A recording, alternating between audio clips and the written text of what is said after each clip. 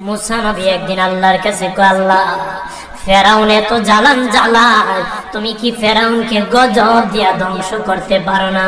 আমার আল্লাহ কয়, মুসা আমি ফেরাউনকে 4টা কারণে গজব দেই না। কয় কারণে?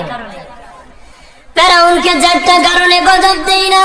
1 নম্বর কারণ হলো রে মুসা, সারাদিন ফেরাউন বলে আমি খোদা, আর রাত যখন হয়ে যায় জঙ্গলে যাই করলাম আমি জানি তুমি খোদা, আমি খোদা না, কিন্তু আমারে মানুষ খোদা কইলে ভালো লাগে, খোদা কইলে ভালো লাগে।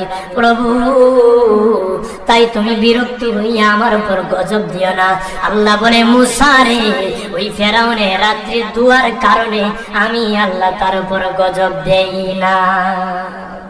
2 নম্বর কারণ হলো, আরে মুসা তোমার মুখে দাড়ি, ফেরাউনের মুখে দাড়ি, তোমার বরণের জুব্বা, ফেরাউনের বরণের জুব্বা, তোমার মাথায় পাগড়ি, ফেরাউনের মাথায় পাগড়ি।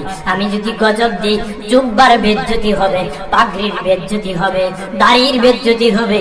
মুসা রে ওই জুব্বার পাগড়ির ইজ্জত রক্ষার কারণে আমি আল্লাহ ফেরাউনকে গজব দেই না।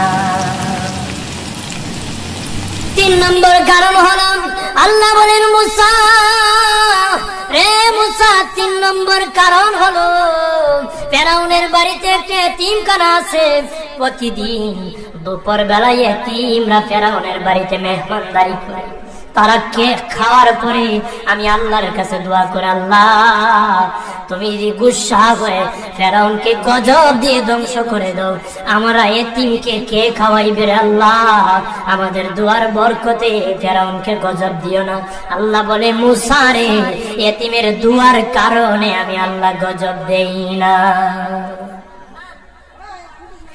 4 নম্বর কারণ, আল্লাহ বলেন মুসা ফেরাউনের একটা মাছ বিদ্ধ, হাঁটতে পারে না, ফেরাউন নিজ হাতে নিয়ে গোসল করায়, নিজ হাতে মায়ের শরীরে তৈল লাগায় দেয়, নিজ হাতে ফেরাউন খাওয়ায় দেয়। যখন খাওয়ানোর পরে মা বিছানার মধ্যে ঘুমায় যায়, ওই ফেরাউনের মা আমার কাছে 2টা হাত বাড়ায়, আল্লাহ আমার ফেরাউনকে যদি গজব দিয়ে ধ্বংস করে দাও আমি মায়ের সেবা কে করবে?